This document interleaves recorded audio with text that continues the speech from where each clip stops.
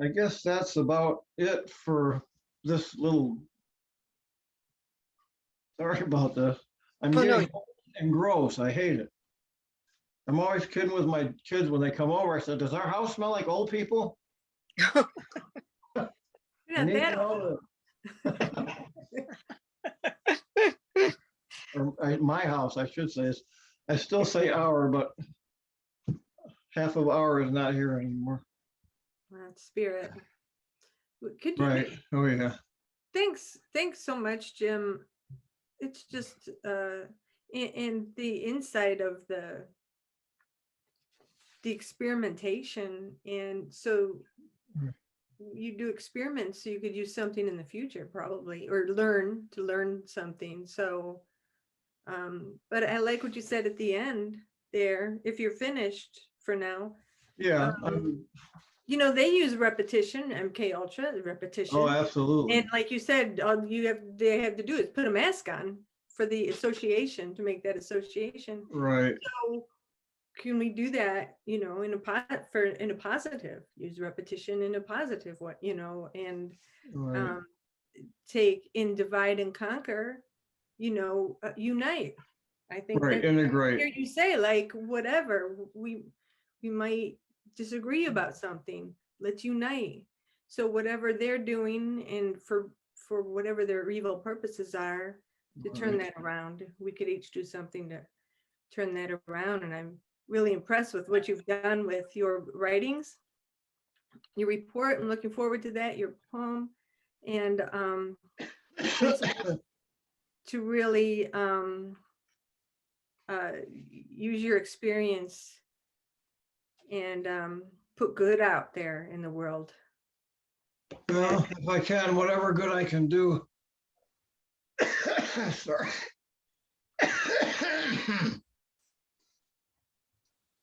I know, and it takes so much to accept the limitations of what we can and can't do. But I feel like whatever I can do, I got to try anyway. Because that keeps me going, I think. I kind of deluded myself for years, and I knew I was doing it, but it's like, this is going to keep me going. So go ahead and delude yourself. We're going to bring this whole institution to its knees. You know, that's not going to happen. Well, yeah, we might be there. Well, and I think you're doing what it's going to take to do that. Is, for one thing, get the truth out there. Because I heard something too, where they would actually do something in the basement of the church, or even like a concert area, while there was a ceremony going on upstairs, or a concert going on upstairs. So there'd be cheering while maybe there was, or celebration above. So my point is, I had no idea. I was in the church for 50 something years, 40 something years. Oh. And so one thing, just shining a light, getting the truth out there, and shining a light, and doing it despite the efforts that they put into silencing you, Right. or intimidating and stuff. Right. And they really did. Electrocution or whatever. Right. Yeah, there's microwave weapons. And I've looked into those since then. There's several patents on those weapons. They've been around since the 80s. So it's not something I just made up, you know. Oh, no, yeah. And I've heard other survivors who talk about things like that, that might sound fantastical. I have tinnitus ringing in the ears. I'm like, I have ringing in the ear. It's different. So I totally believe. And then we're dealing with somebody who has the power to do that, the power and the means to do something like that. Right. Unfortunately. Well, it's just a matter, if you have the connections to buy one of those guns, you know, you learn how to use it. You know, it feels so like, oh my God, this is coming from nowhere. Like there's some big overwhelming power after you, but could just be one guy from the KFC who doesn't really, he thinks he's doing something good for Jesus. Mm-hmm. Mm-hmm. You know, the shamanism, yes, that has helped. You would say that that's something that helps you. Oh yeah. I don't think a lot of people are familiar with that. too much. Okay. Well, it's interesting. There's two things. Yeah, I can talk about the healing part. There's a first of all, a Indian guru named Sri Aurobindo, and he's one of those guys that he was actually a celibate, not, pretending, celibate his whole life. And the Hindu thing is, it's just all energy. So he's celibate and using all that energy to lift himself up into the higher chakras. And then from that, he wrote poetry and he taught students.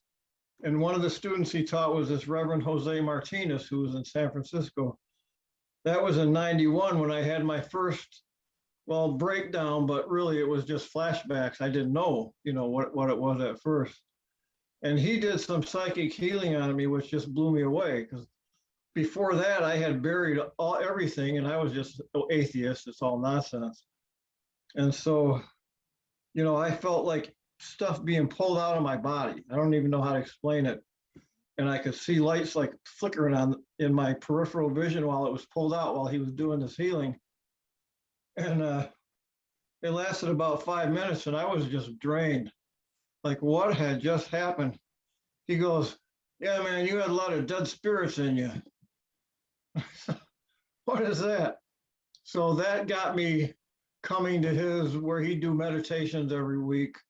And he always had a big picture of Sri Aurobindo on the wall. And then he talked about, this is the guy who trained me, and he started this thing called integral yoga, which is where your spirit and your body become one, which it's a fantastical idea, but Hindu religion has some of that. And Sri Aurobindo had written this poem. Let me get the book right here. It's 740 pages, and it's all very high poetry. I'll just read a couple lines here. A mute, featureless semblance of the unknown, repeating forever the unconscious act, prolonging forever the unseeing will, cradled the cosmic drowse of ignorant force, whose moved creative slumber kindles the suns and carries our lives in its somnambulous whirl. So what the hell does that mean? 740 pages of that, and I was drawn, like, this is helping me, I got to do something. I spent 2 years reading that poem and almost didn't understand anything I was reading. But I felt like this is something that's going to be good for me. I'm going to do it. And so I got a lot out of that. And concurrently, while I was doing that, once I had my breakdown, I really didn't know what was going on. And I don't know if you'd call it praying, but I was asking the universe, whatever, just like, I need to know what the truth is. What is the truth? I have to know this. And this was so fervent. And it was like day after day for 2 years. If you do that for a couple of years, eventually something out there will start showing you the truth. So I think I became what's called, clear cognizant. There's clairvoyant, there's clairaudience, and there's claircognizant. So I just know things. I know a lot about things that no one else knows about. And so but that's not the shamanism, that's the Hinduism half. And then because a lot of what he had to do in order to remain celibate, keep himself in that unbelievable place in his mind, some of the things they believe is that all the victims created their own victimization. Like on the spirit world, you created your own life and all that stuff. It's all the rage among New Agers now. And I never could, there's no way I volunteered for what I went through. It's very easy to philosophize about other people's agony when your belly's full. So even though I understood, like, okay, this is what he believed, and his belief allowed him to create this integral yoga, which was an amazing thing. I mean, people that are adept at this can leave their bodies and go flitting around the world and do things and influence people. And but then I started getting into shamanism, which is more nature-based, because that just appeals to me. the only time I feel right is when I'm out in the woods. And then I feel a connection with the sacred. Even before I knew what those words were, even before I realized what I was feeling out there, I was connecting with God, whatever you want to call it. And so looking into shamanism, I discovered that all these things have been going on for 60,000 years.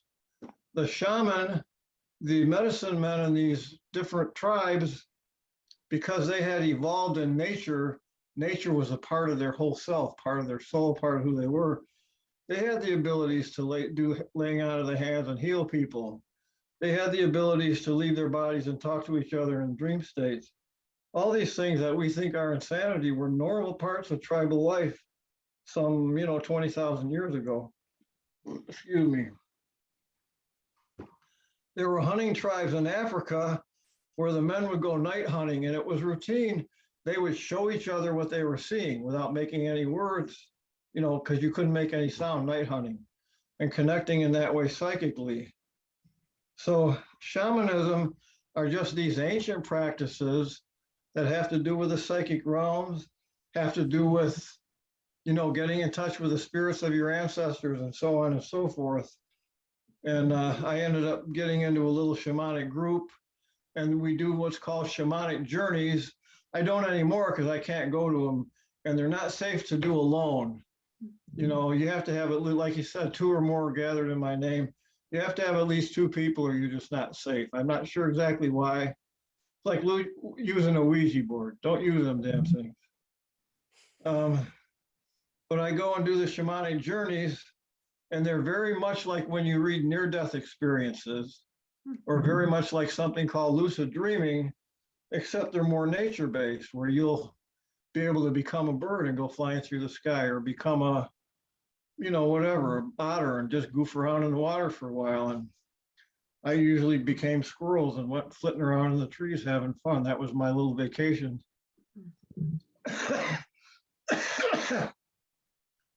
So I'm running out of air again.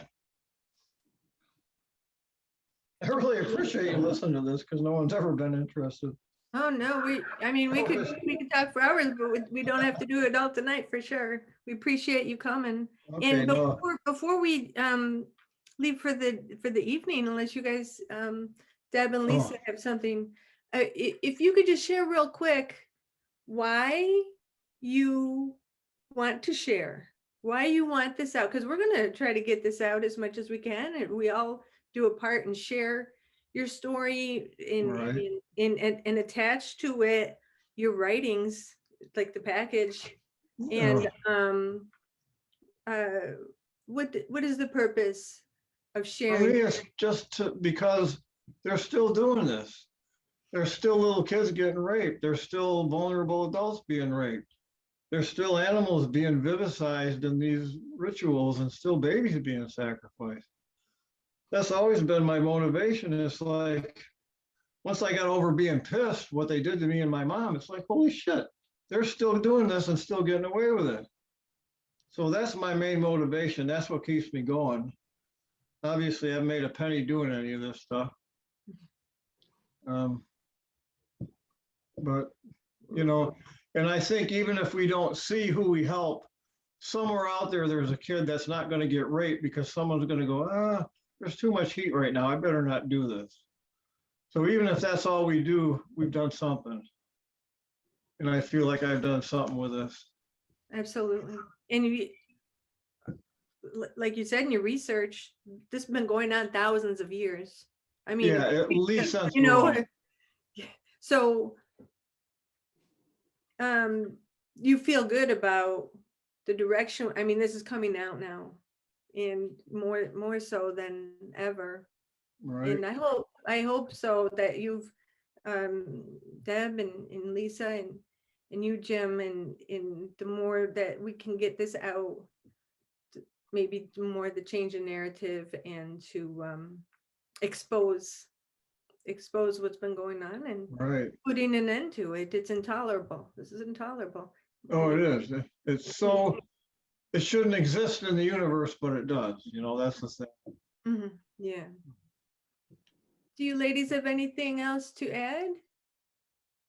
Or I mean, I'm very, very concerned about the fact that this is still going on.